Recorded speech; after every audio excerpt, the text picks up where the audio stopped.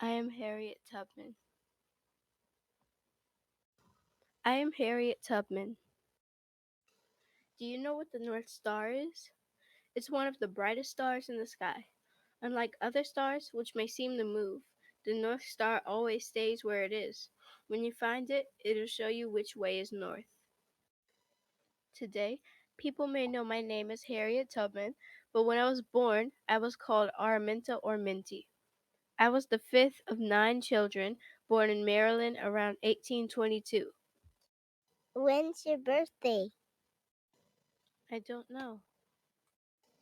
How can you not know your birthday? It's because I was enslaved. Back when I was growing up, in certain parts of the country, if you were black, you were most likely enslaved. We didn't have a choice.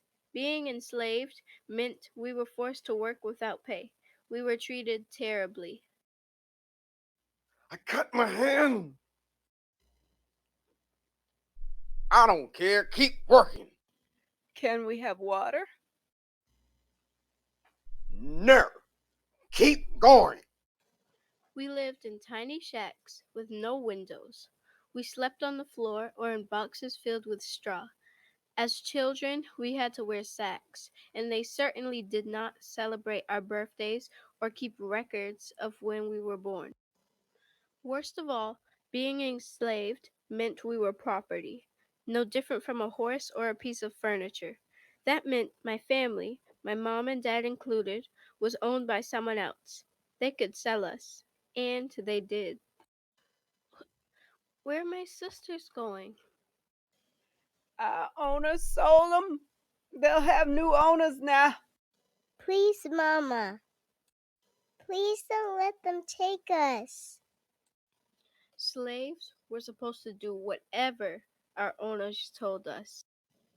The next time they came, though, my mother was ready. Someone wanted to buy my younger brother. She had asked the other slaves to help her hide my brother in the woods for nearly a month, but eventually they found him. We here for you, boy. You can't have him. What'd you say? You heard me. The first man that comes into my house, I will hit him square in the head. It was a powerful moment, my mother standing up to those men. Was it dangerous? Definitely, but it was right. After that, they didn't sell my brother.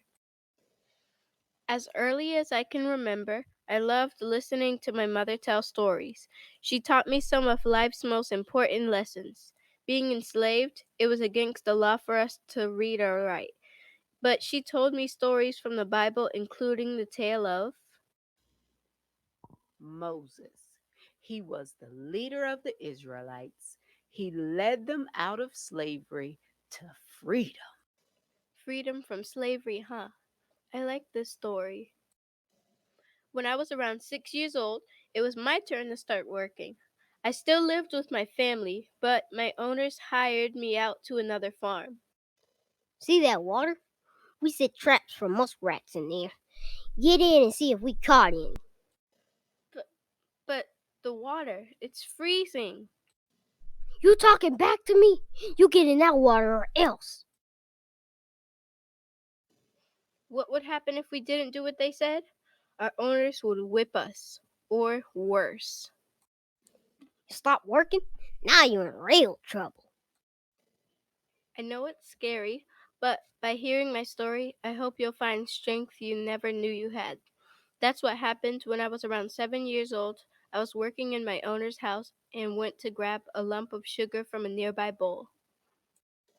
I'd never tasted sugar before. It looked so good. How dare you touch my sugar? She reached for something to hit me with.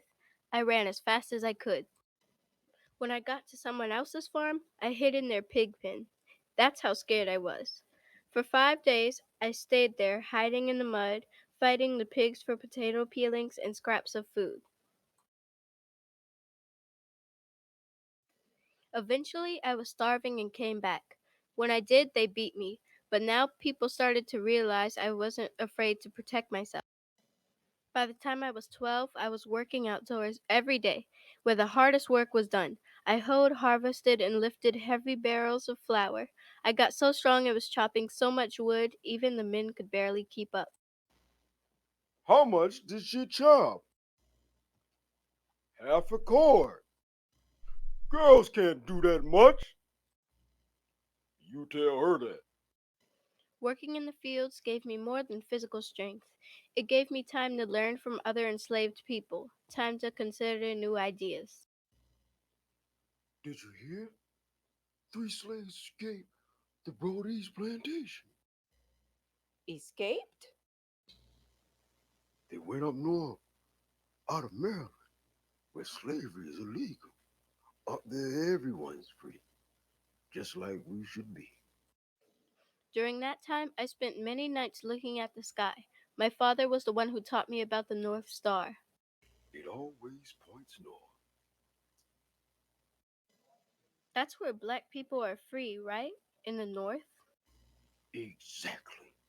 Follow the North Star, and you will always know you're heading in the right direction.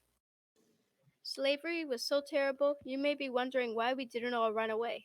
It was nearly impossible. One night, while I was doing errands at a nearby store, I saw an enslaved man who had left his farm without permission.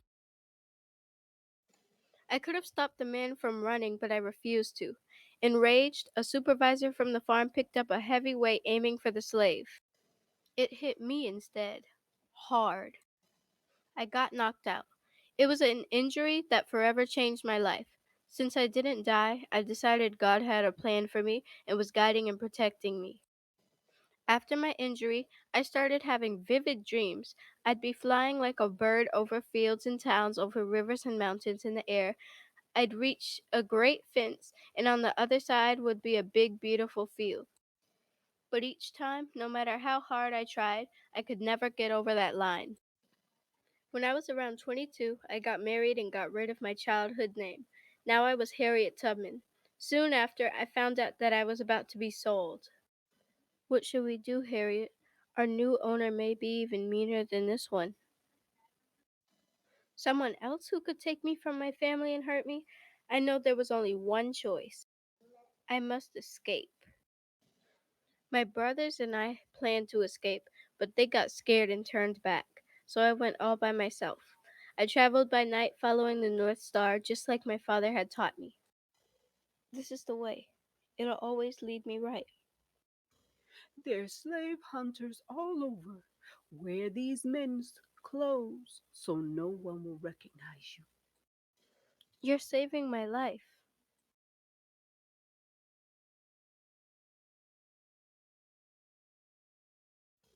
The password for the next safe house is a hoot sound like an owl. Use that and they'll give you a place to sleep. Thank you for protecting me. On the Underground Railroad, we were safe. Eventually, I made it to Philadelphia, Pennsylvania. Slavery was illegal there. I was free now, no longer enslaved. Soon, I had a regular job cleaning and cooking and a regular place to live. I could have stayed there forever, but then I got news from where I used to live in Maryland. One of your nieces and her family. They're about to be sold to a new owner. What should we do? The answer was obvious. I need to go back to help them escape too. That's exactly what I did.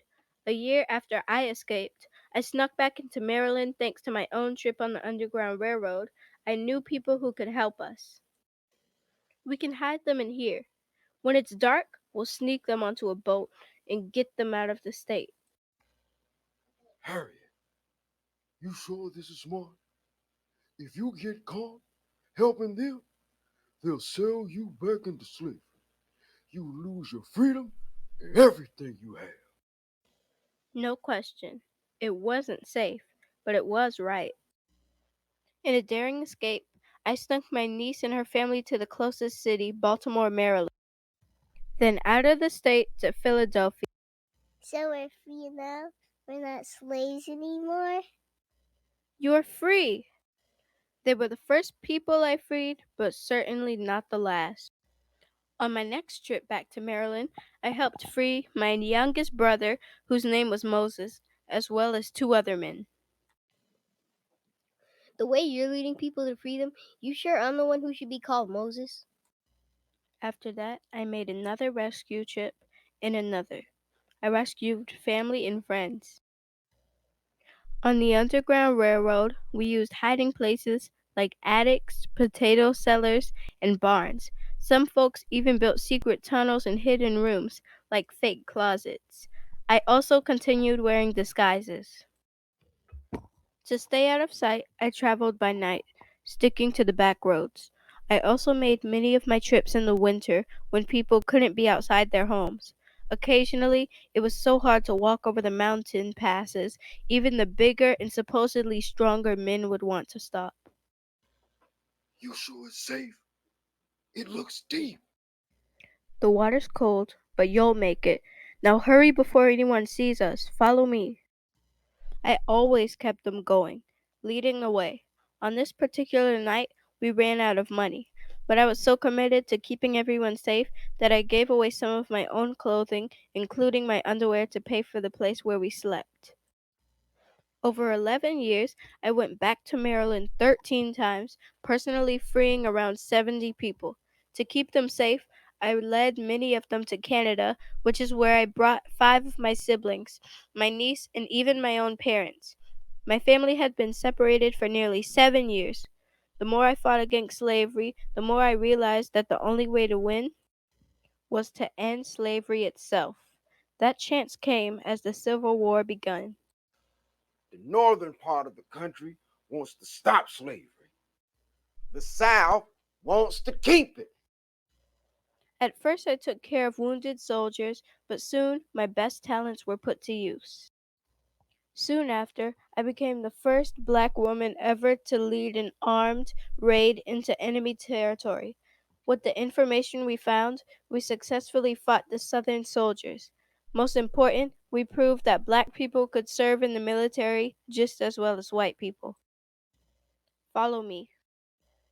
After the Civil War, when slavery ended, I was so poor I had to burn pieces of my fence for firewood. But as always, I kept battling, helping those who needed it.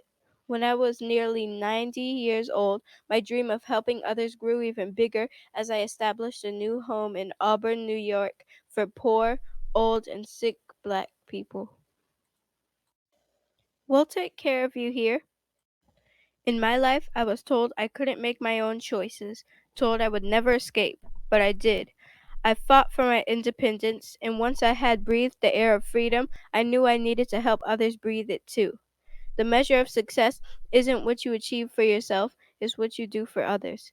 Think of yourself as a bird. Some days you'll climb high, some days you'll fall, but when you pass the clouds and reach the top, you have a choice. You can stay up there and enjoy the view, or you can go back down. I'm so excited that she'll be on the $20 bill, the only woman or black person on the American paper money. When you help yourself, you can fly, but when you help others, you truly soar. What she did wasn't easy, but it was right. I'm following her. Today, there are dozens of schools and parks named after her. Did you know that Harriet Tubman also spoke up for women's rights, working with Susan B. Anthony to make sure women got the right to vote? In every life, we face hard decisions. At those times, we can make the safe choice or the right choice. Would you put yourself at risk to help someone else? Would you stand up to someone mighty in order to help someone who is weak? To answer those questions, you must follow your heart, your own North Star. It will always point you in the right direction. I am Harriet Tubman. Follow me, I will lead the way to freedom.